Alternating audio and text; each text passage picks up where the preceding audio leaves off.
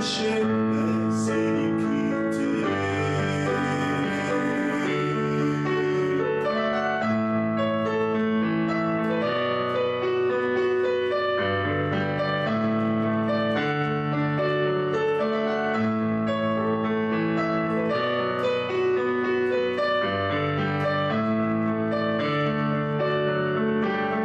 C'est par ton esprit que nous avons la vie. Tu es le Messie, tu es le Messie. Tu nous as promis une place au paradis. Ô Dieu infini, ô Dieu infini, ma place tu as pris, tu as entrepris, le roi de la grâce en donnant ta vie. Mission accomplie, ta lumière aujourd'hui luit, comme il y a 2000 ans pour moi et mes amis.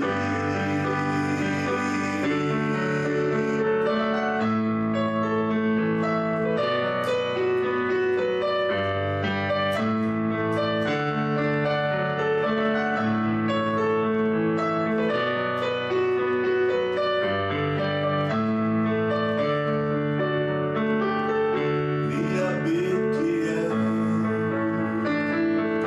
est celui qui t'aime. Il demeure le même, il demeure le même. Il te tend ses mains, il veut que tu viennes. Tu peux dire Amen, tu peux dire Amen, pour avoir la paix, le salut pour ton âme. Tu dois rejeter le vieillard et te reposer entre ces mains qui t'aiment. Tu verras bien, jamais tu ne seras le même.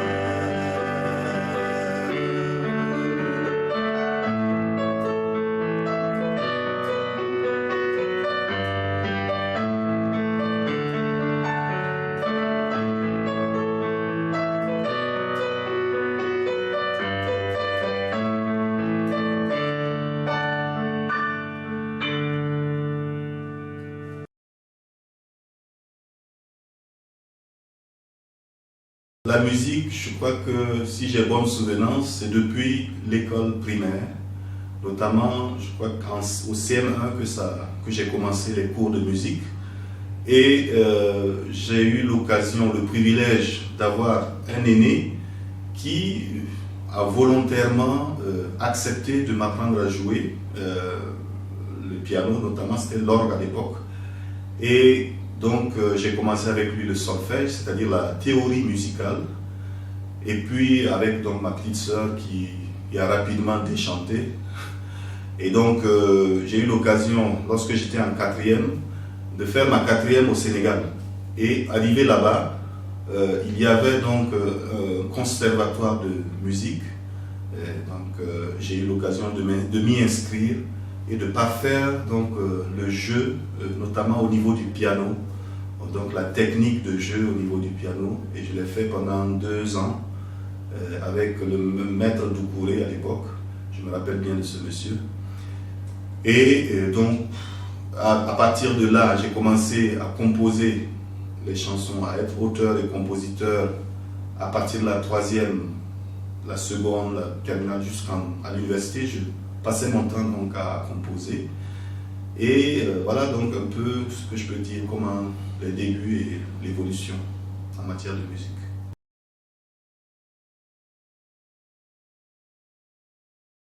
c'est plutôt orienté vers l'adoration de Dieu, la louange à Dieu, c'est la prière. Et je crois que ça tient compte de ce que moi-même j'ai vécu. Quand vous écoutez bien les chansons que je compose, en fait, ça a trait à ma vie, ça a trait à ce que j'ai vécu moi-même. Et justement, quand on passe par des moments difficiles, des moments d'épreuve, je crois que c'est en ce moment-là que l'inspiration vient. J'ai évolué dans un groupe. On a eu 2 cassettes qu'on a mis sur le marché étant étudiant en médecine à la faculté de médecine de Ouara ici.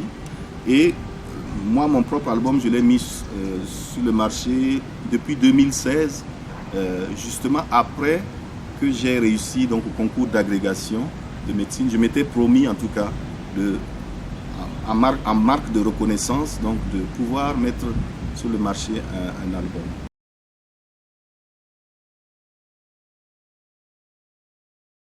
C'est bien possible. Je me défoule en faisant la musique. C'est un loisir, c'est un passe-temps. Et donc, quand je ne fais pas de la médecine, je me détends en faisant de la musique. Donc, je ne vois pas en cela une difficulté particulière ou un fardeau ou bien une activité qui vient me prendre tout le monde. En semaine, il est difficile de jouer parce que, bon, avec les activités professionnelles, du matin au soir, on est occupé. On ne peut pas, il n'y a pas de temps à consacrer donc à la musique. Mais les week-ends, par exemple, je ne peux pas me passer de musique le samedi soir. À partir de 18h jusqu'à 21h, chaque semaine, il me faut faire de la musique.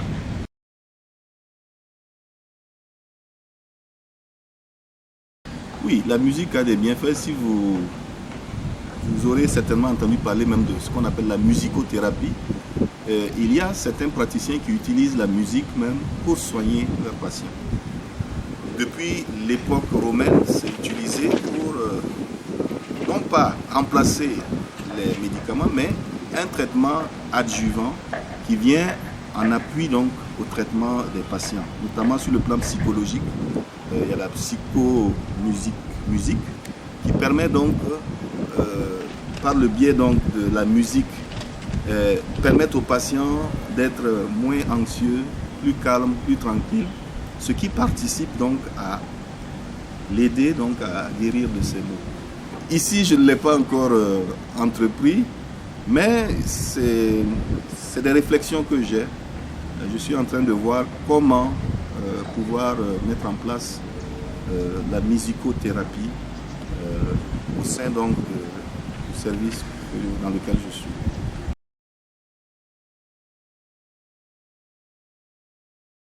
À l'endroit des confrères, je dirais que la musique rime avec la médecine. Les deux vont ensemble. Comme je l'ai dit tantôt, il y a ce qu'on appelle la musicothérapie qui est utilisée par certaines personnes, mais également pour l'équilibre donc du médecin, il est important de mettre l'accent sur la musique. La musique écoutée ou la musique pratiquée. Et je crois que s'il y a une possibilité d'apprendre d'un instrument ou bien d'apprendre à chanter, je crois que c'est un atout majeur pour le médecin. Et parce que ça participe à sa construction personnelle, à son édification personnelle et à le rendre beaucoup plus serein, beaucoup plus calme, beaucoup plus équilibré. Parce qu'il y a cette vie intérieure là qu'on a quand on pratique la musique.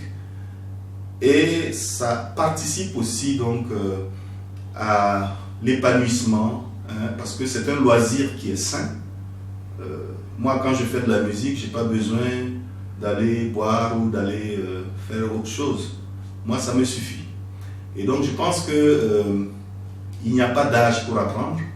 Et tant qu'il y a la force, tant qu'il y a l'énergie, tant qu'il y a les capacités cognitives, il est possible d'apprendre un instrument. Et donc, j'encourage mes collègues à apprendre à jouer d'un instrument, que ce soit la guitare, que ce soit le piano ou bien les instruments avant. Tout ce qui est possible de faire, tous les instruments se valent. Donc, il n'y a pas de souci. Je vous invite donc à faire comme moi.